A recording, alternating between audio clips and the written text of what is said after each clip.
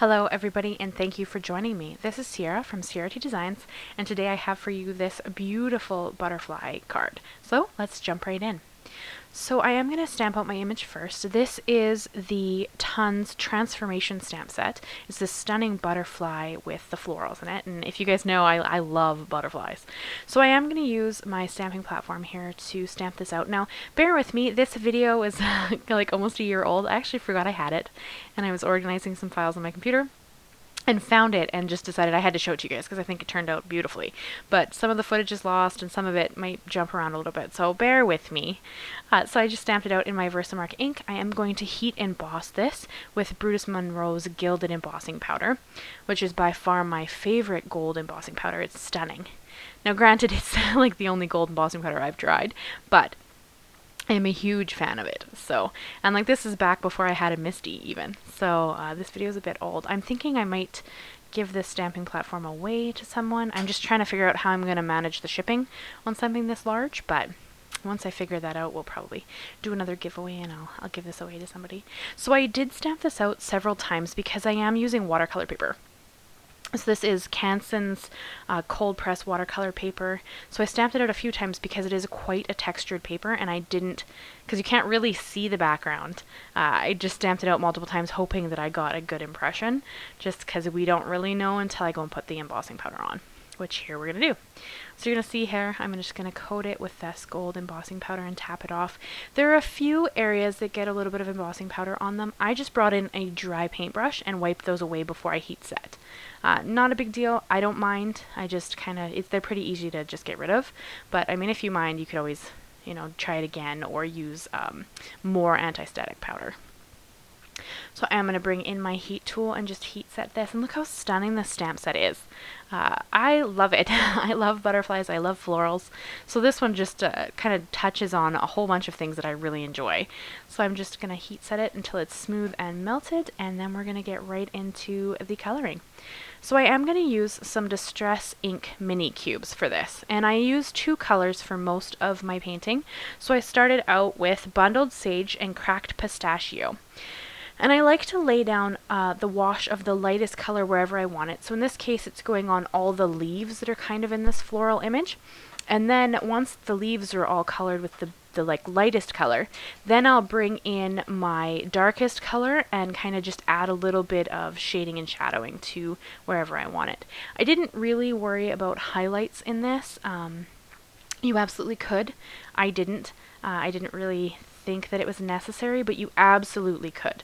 So I do have this sped up quite a bit. I don't paint this quickly, I wish, that'd be pretty crazy, but I have it sped up quite a bit, and I'm only going to show you some of the painting. I did the exact same technique for all of it. I have a detailed water brush here, and I've got it filled with clean clear water, and I just dab some on whenever I want to use it, and that's pretty much it. So I'll walk you through the colors I'm going to use. So as I said, I have Bundled Sage and Cracked Pistachio here. And then when we go into these bigger florals, we're going to use Spun Sugar and Worn Lipstick. I also have Shaded Lilac and Wilted Violet, which will be on a different floral, but I'm not going to show it to you. And then I have Squeezed Lemonade and Mustard Seed. And then I also have Tumbled Glass and Broken China. So there are quite a few colors in this. I just grabbed a bunch of colors that I really like. You could put as many or as few as you'd like. And with every one of them, I did the exact same thing. I took the lightest shade, put a whole wash of that down, and then came in with whatever my darkest shade was, and put that anywhere I thought there was shadows and shading, and then I bring in the water and just kind of work it out. And I'm going to do the same thing on multiple of the florals. So once we're kind of finished this pink floral here, and sorry my head gets in the way a bit there. Once we finish this pink floral, I'm going to jump ahead and doing the other side of the coloring because I do something a bit different on that side, but all of it's the same. And you could absolutely leave some room for highlights. I didn't in this, but you absolutely can if that's something you want to do. And then, yeah, I'm going to bring in some black soot here in a minute as well, and that's just what I did for the body. So you can see there it's kind of colored in. I'm going to fix it too. Okay, so on the wing side, I brought in Peacock Feathers and Wilted Violet. And I'm kind of laying them both down and then doing, bringing in some water and blending them in together. in the center to kind of create just super beautiful vibrant wing on the other side. So I kind of went a bit of a muted palette on the floral side of the butterfly, and then when we get to the wing side I brought in a more vibrant color. And now this is where the Distress inks really shine. They're so vibrant. I own all of the oxides. I'm sure you guys know I use them all the time, but I rarely use my Distress inks unless I want a watercolor, because the colors are just so vibrant and stunning that I only own the minis for these because they come in minis, and I love them for watercoloring. I think that they're just stunning and super easy to use, and then quite vibrant. So you can see here I'll just lay down either the Peacock Feathers or the Wilted Violet and then kind of blend them in the center just to create a bit of a different bluish shade in the middle there. And then I just keep going until that wing is completely done. And I am going to bring in some more black soot. This is where I bring it in on the wings. So I knew that I wanted to tie some black soot into my design because I knew that my sentiment was going to be black. Excuse me. So I did bring in a couple of layers of black soot.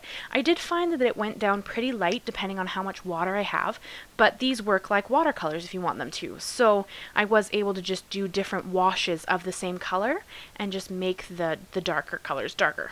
So you could absolutely leave it super light. You can bring in more color, make it dark, however you're trying to build your color out. So it totally depends on what you are after. So in this, you can see here I just laid down a little more color, had a little bit less water so that I can make it darker. And adding this little bit of black in there, it really added to the fact that I was going to use a black border and a black stamp for my sentiment. So I also wanted to add just a little bit of splashes to the background. So here you can see that I'm just splashing them on the background. I have a little cutout of the same image sitting on top of it to stop the splashes from getting anywhere I didn't want them, which was pretty much on the painting itself. And that's just an SVG file that I purchased when I purchased my stamp set because I have a Cricut. So I'm just able to cut that out. So that was pretty cool. And anything I use will be linked and listed down below if you're ever curious about what I'm specifically using. And you can always ask me questions. Please do. I'm more than happy to answer any questions that you have. I love communicating with you guys, so please feel free if you ever have any questions. And so this was before I had my little mini mister bottle filled with perfect pearls. So here you just see that I'm mixing them on a stamp block instead and splashing them onto the background. So, I mean, you can do it either way. It really works both ways. So here you can see there's all the painting kind of done. You can see the super beautiful gold embossing in the background. And then I put it back in my Tim Holtz stamping platform to stamp down my sentiment. Because after all the painting, I really didn't want to mess up how I did my sentiment. So just simple thanks. I thought that that was really quite pretty with what we did there. And then I'm just going to glue that down onto the black mat. And then I'm going to glue that down onto the base. So this is an A2 sized card. Just with my usual black mat that I love with different colored full images, and then just my favorite Nouveau Deluxe glue to stick it down. So that is the card I have for you guys this week. I hope that you like it. I hope that you think it's as beautiful as I do. And that's what I have for you. So if you leave me a like, leave me a comment, consider subscribing if you haven't done so before, and I would love to chat with you guys. Thank you so much, guys, and I cannot wait until I see you again. Bye-bye for now.